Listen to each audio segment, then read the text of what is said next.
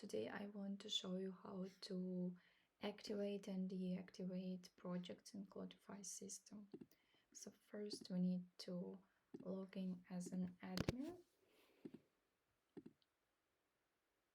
then go to management projects page and find a project that we need to activate or deactivate. This is a quite simple process, the same as it was with the management users page that I showed you previously.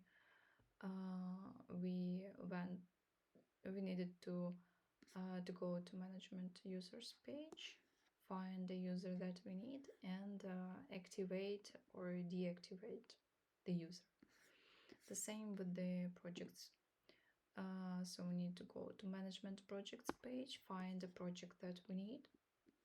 Let's say we need the first one, like it is deactivated, so we need to activate this. Okay, and it is activated now, like we see.